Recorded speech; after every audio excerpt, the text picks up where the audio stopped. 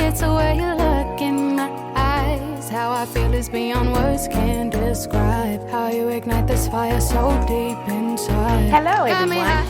Last week we launched my new channel, Speaking for Life with Tamara. If you haven't had a chance to see it, please check it out to give you the passion behind the channel. I'm Tamara, I'm your host, single women, #1 cheerleader.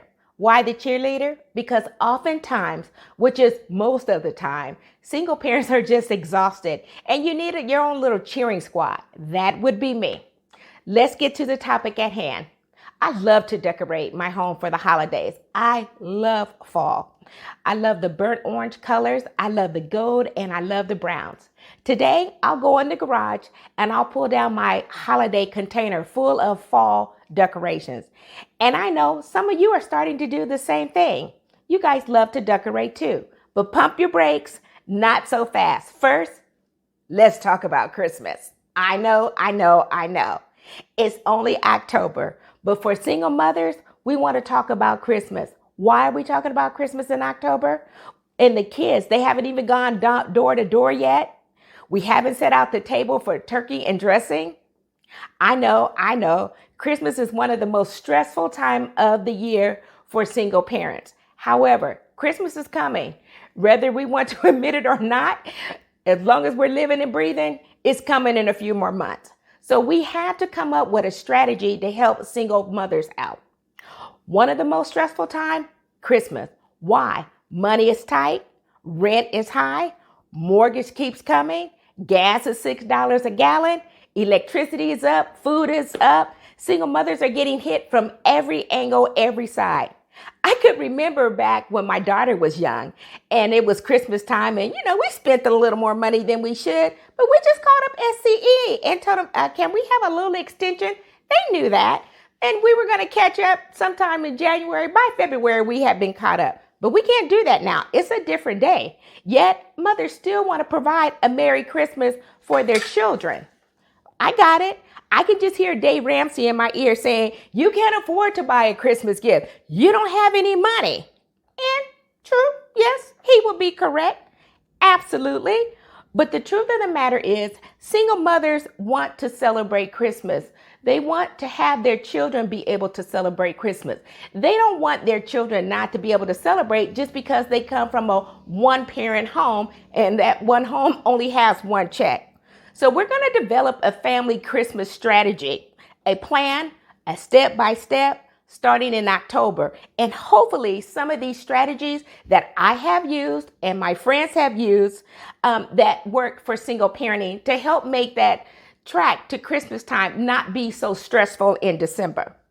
But first, let's keep it simple. Tip number 1, open up a checking account. A savings account, a credit union account, and any kind of savings account. See if you can open up one. Why? Even if you're starting with one of these accounts, we're going to want you to put in like maybe $25 to $50 in every pay period. 50's too much? Just do the 25. Because what happens is once you keep putting that money in, you don't really miss it. To tell you the truth, most of us will blow $25 to $50 a month, if not more. So when you have that money coming out of your bank account, on your pay periods to make it easy, it makes it easy that you don't really miss that money because it's not like you're taking out that money during the month outside of pay periods to go into that account and have it done automatically. At least that's what I found out that was best for me. I just wasn't quite that disciplined to put the money in there outside of paycheck periods. So if you can set up one, I like right now credit union, but when my daughter was smaller, we did Christmas club accounts. Hope that doesn't tell how old I am.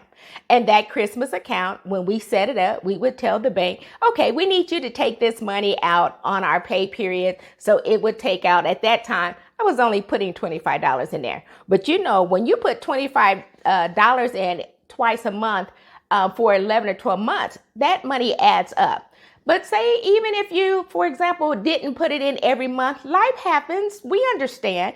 And so you didn't do it all 12 months. So maybe if you did $25 a month, twice a month, you put it in 6 months, that's still going to be a lot more money for Christmas that you have that you would not have had if you didn't start putting that money away. So that was one of the tricks that we did. Tip number 2, write it down. This is my favorite thing.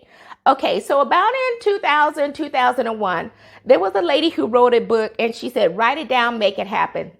Little paperback book, 250 pages, easy read. Read it. That book changed my life.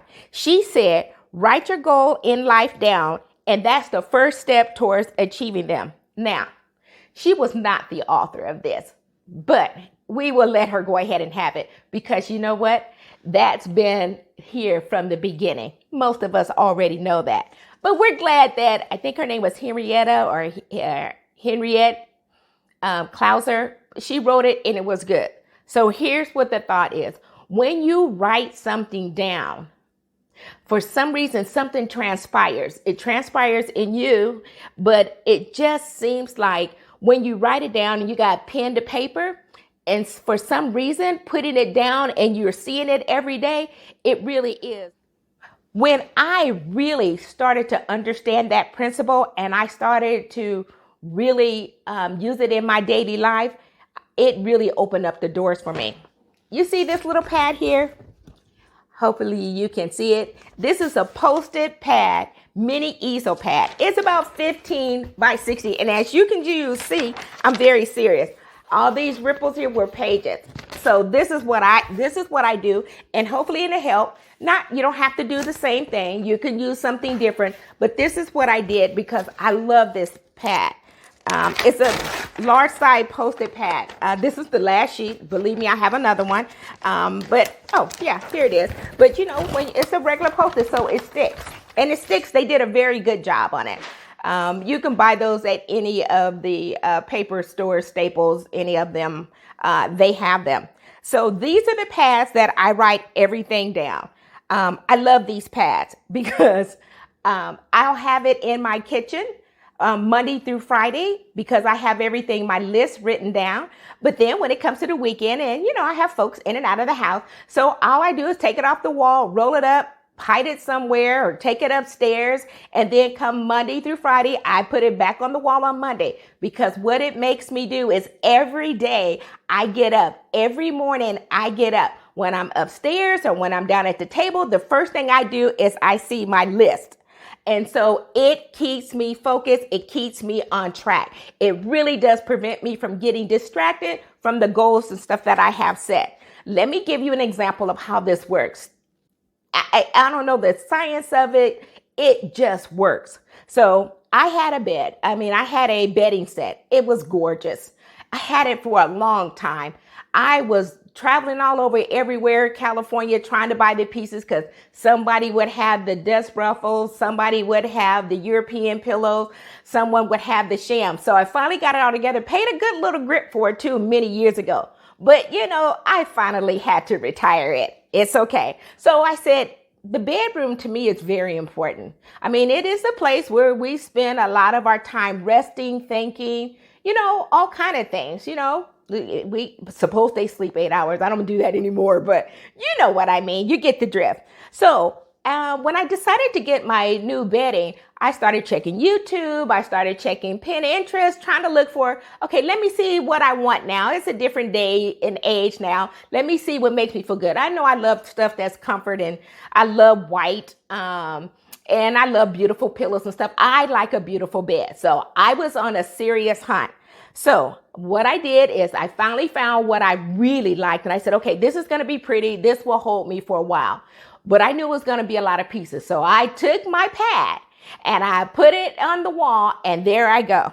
1 duvet, 3 European pillows, 3 inners, 24 inches, 3 velvet pillows, 3 inners for those velvet pillows, 3 decorated pillows, Amazon sheets, pillow cases protected, sleeping pillows from Costco.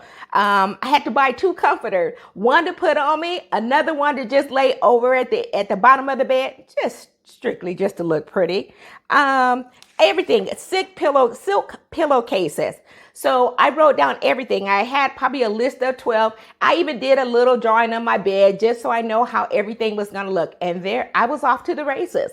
Every month I would buy a couple of pieces.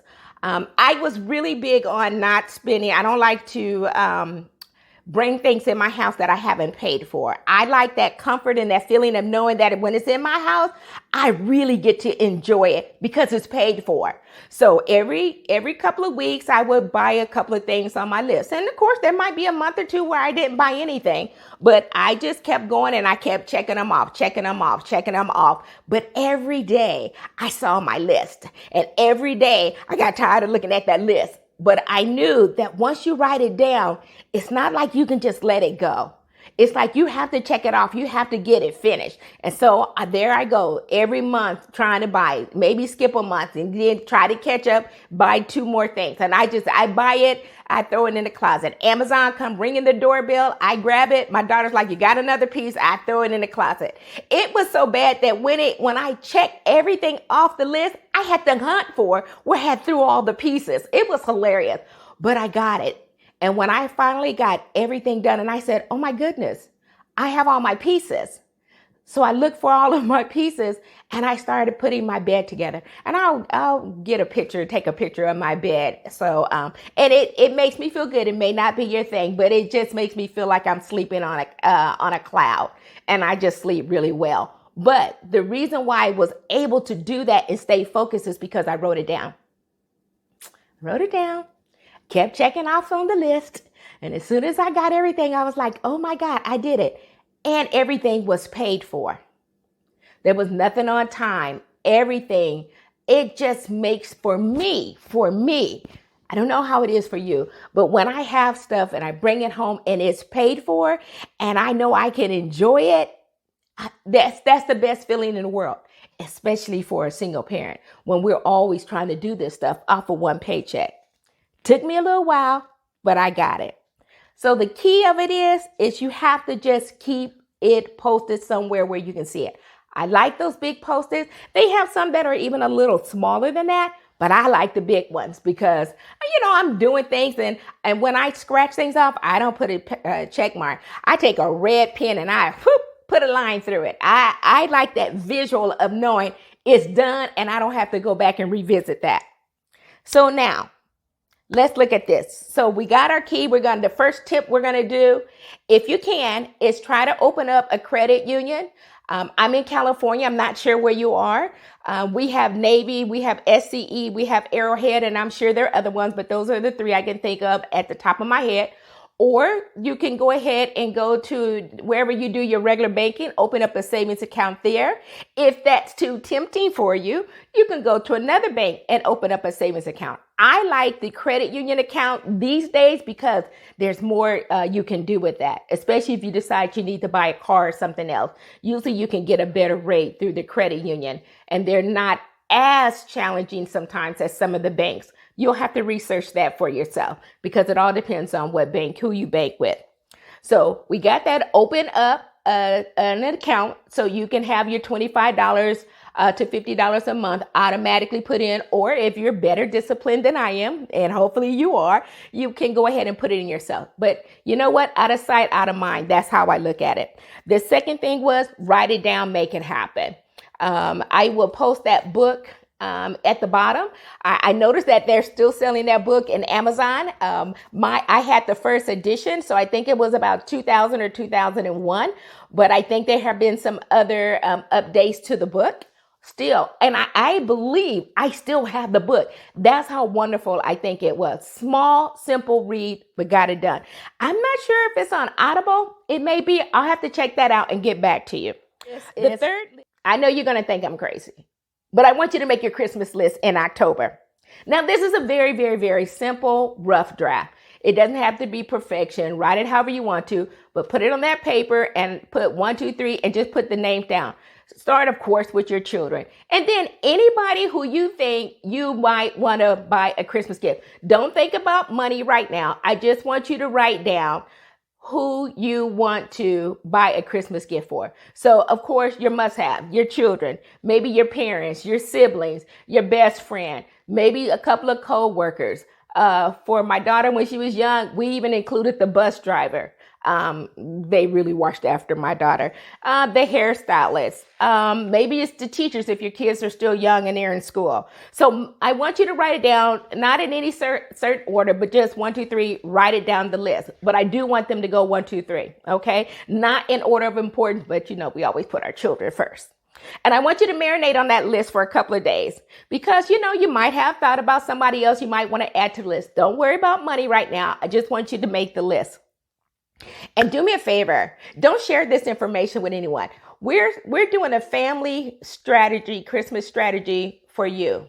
So think of it as your own family brand. We're not right now trying to get anybody else involved. This is strictly for you, not your children, not your parents, not your siblings. It's just for you. We just want you to make a Christmas list and put everybody down who you think you might want to buy a gift.